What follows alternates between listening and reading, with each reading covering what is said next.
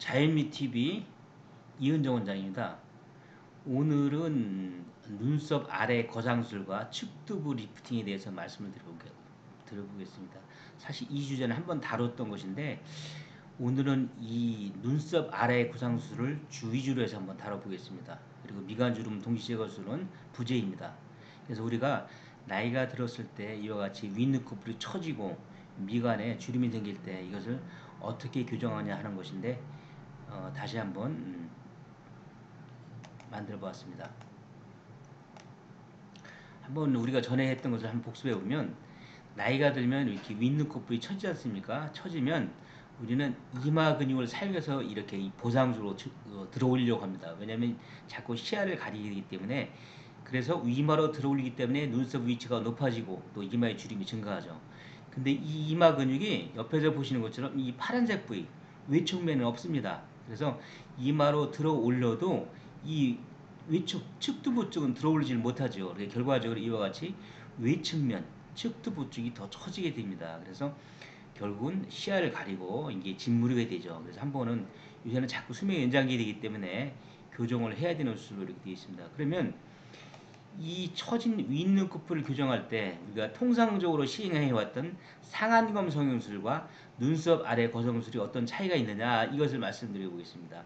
먼저 상안검 성형술은 여기 보시는 것처럼 이 쌍꺼풀에 생기는 라인을 기준으로 해서 이렇게 남는 피부를 측정해서 절제해서 덮인 피부를 교정하는 것이고, 눈썹 아래 거상술은 여기 보시는 것처럼 눈썹 아래에 이와 같이 절개선을 만들어서 처진 피부를 교정하는 것이고, 이렇게 둘 다 목적은 이 처진 윗눈꺼풀을 교정하는데 어떻게 교정하는 것이 자연스러우냐 이런 내용이 되겠습니다.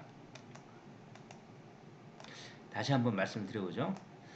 이 문제는 상안검 수술이냐 눈썹 아래의 거상술이냐는 결국 제거되는 피부가 얇은 피부를 제거하느냐 두꺼운 피부를 제거하느냐 이 문제입니다. 윗눈꺼풀을 가만히 우리가 살펴보면 이 속눈썹에 가까운 이 존완이라고 우리가 하죠. 이 피부가 가장 우리 몸에서 제일 얇은 피부입니다. 두 번째 중간 부위가 두 번째 얇고 위로 올라갈수록 즉 이 겉눈썹에 가까워질수록 피부가 두꺼워지죠. 그래서 우리가 통상적인 상안검 수술, 사실 이 상안검 성형 수술은 이 서양에서 개발이 돼서 우리나라까지 전 세계로 퍼진 수술이죠. 이 수술은 이와 같이 얇은 피부를 절제해내는 수술입니다. 그런데 이 눈썹 아래 거상술은 반대로 이 눈썹 부위에 가까운 두꺼운 피부를 절제하고 이 얇은 이 존안이라고 하죠. 이 부위 피부를 보존하는 수술이 되겠습니다. 사실 이 두꺼운 피부를 절제하는 눈썹 아래 거상술은 우리나라에서 처음 개발이 돼서 전 세계로 확산된 수술입니다. 그만큼 우리나라도 미용수술 강국이라는 것이죠. 그러면 우리가 볼 때 왜 조물주가 이렇게 이 존안, 속눈썹에 가까운 피부를 얇게 만들어 놨을까요?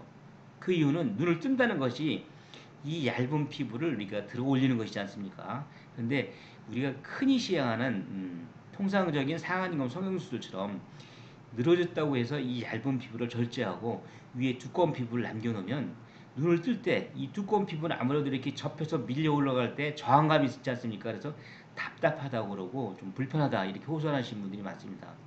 두 번째는 이 얇은 피부를 절제해내고 두꺼운 피부가 내려와서 만드는 쌍꺼풀은 좀 어색하죠. 우리가 종이 접기를 할 때 얇은 종이는 쉽게 접을 수 있지만 두꺼운 종이를 접으려고 하면 이것이 잘 접히지도 않고 또 접어도 이렇게 예쁘지 않고 삐뚤삐뚤 되죠. 대신 반대로 눈썹 아래 거상술, 눈썹 아래쪽으로 남는 피부를 절제하고 이 얇은 피부를 보존하면 눈을 뜰 때 불편하지 않고 또 쌍꺼풀도 자연스럽고 이 피부가 얇은 피부가 보존이 되어 있으니까, 그리고 또 흉은 이 눈썹 속으로 숨으니까 더 자연스럽다. 이래서 우리가 눈썹 아래 거상술이 많이 지금 전 세계에서도 야 한국에서도 참 좋은 수술 방법을 개발했구나 이렇게 감탄하고 있을 정도이죠. 그러면 우리가 눈썹 아래 거상수술할 때 이것도 통상적인 눈썹 아래 거상술이 있습니다. 우리 통상적인 눈썹 아래 거상술이 있고 제가 주로 시행하는 측두부 리프팅까지 병행하는 눈썹 아래 거상술이 있습니다. 이 둘의 차이를 제가 설명하려고 이 슬라이드 사실 만들었는데 여기 보시는 것처럼 통상적인 눈썹 아래 거상술의 디자인은 이렇습니다. 즉 눈썹이 내측에서 7 내지 8mm 정도를 이렇게 남겨놓죠. 그리고 가급적이면 이 절개 처진 피부를 이 눈썹 범위 내에서만 절제하려고 합니다. 왜 그러냐면 흉이 보일까봐, 흉이 무섭고, 이렇게 하다 보니까 이 절제되는 피부 양이 적습니다. 대신 빨리 자연스러워지죠. 어떤 분 이렇게 보면 어 뭐 나는 다른 어떤 내 친구는 다른 병원 수술했는데 금방 자연스러워지던데 여기는 왜 이렇게 그러니까 보면 되게 보면 이 눈썹 범위 내에 이렇게만 절제한 것이죠. 이게 이제 눈썹 아래 거상술의 모식도인데, 이렇게 되면 어떤 단점이 있느냐? 사실 아까 제가 말씀드렸듯이 가장 많이 처지는 쪽은 이 측두부 쪽입니다. 이렇게 되면 이 측두부 쪽이 교정이 되지 않아서 여기 보시는 것처럼 이와 같이 외측면이 교정이 안 된 겁니다. 이 부분들은 이제 다른 데에서 한번 눈썹 아래 거상술 하시고 저한테 다시 오신 분인데, 눈썹 아래 거상술 했지만 이 부위는 좀 들어 올려졌지만 이 부위는 교정이 안 돼 있는 것을 볼 수가 있죠. 마찬가지입니다. 이 부위는 교정이 안 돼 있죠. 그래서 측두부 쪽은 교정이 좀 안 된다. 빨리 자연스러워지는 대신에, 그리고 또 하나는 여기 보이는 것처럼 내측을 교정하지 않다 보면 이와 같이 내측의 피부가 교정이 안 돼서 이와 같이 쌍꺼풀이 내측이 덮이거나 묻히는 경우가 있습니다. 이와 같이. 그래서 여기 보시는 것처럼 이렇게 내측이 묻히죠. 이렇게. 그래서 눈썹 아래 거성술을 할 때 제가 하는 방식은 좀 다릅니다. 그럼 어떻게 다른지 한번 여러분들한테 말씀드려 보겠습니다. 보시죠.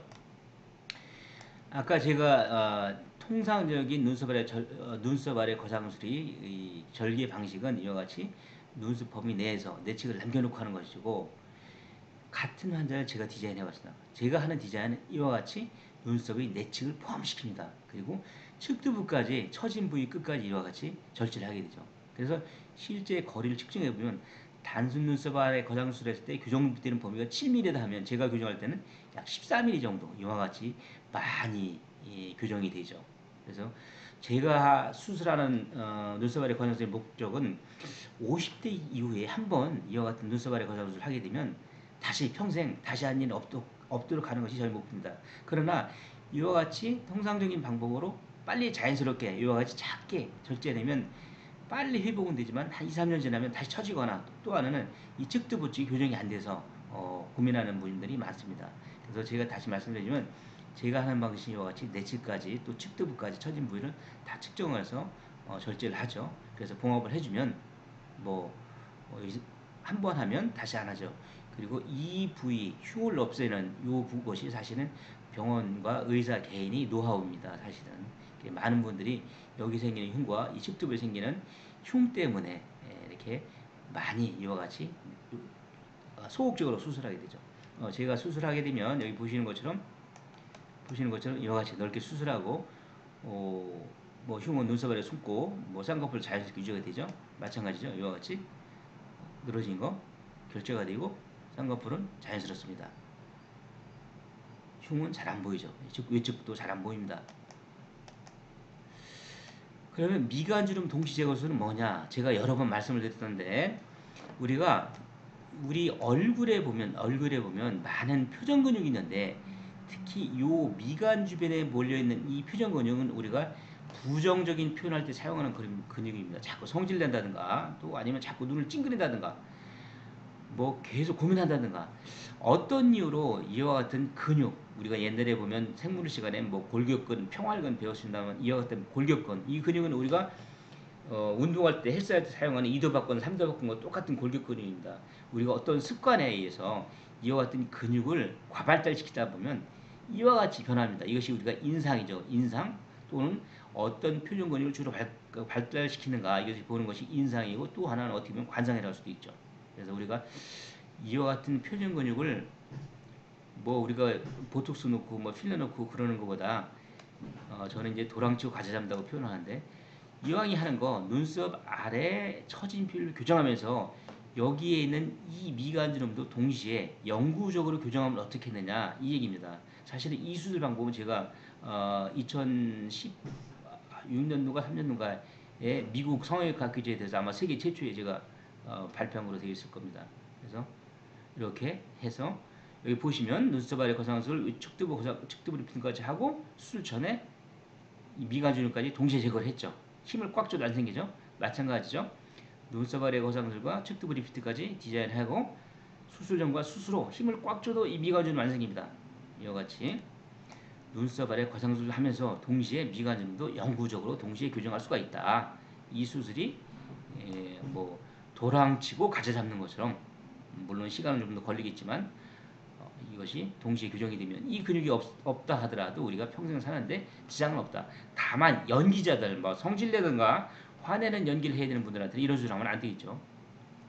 이렇게 동시에 할 수 있는 장점이 있다 말씀드리겠습니다. 근데 미가수 눈썹 아래 거상술하면 많은 분들이 이 늘어진 피부를 그 눈썹을 아래로 당기니까 눈썹이 내려온다 이렇게 얘기하는 분들이 많습니다. 근데 이건 사실은 그렇진 않습니다. 일반인 생각할 때는 이만큼을 잘라냈으니까 눈썹 밑으로 내려온다 이렇게 생각할 수가 있는데 사실은 여기 보시면 이 남는 잉여 피부만을 우리가 디자인하게 됩니다. 눈썹 위치가 내려오진 않아요. 그럼 여기 보시죠.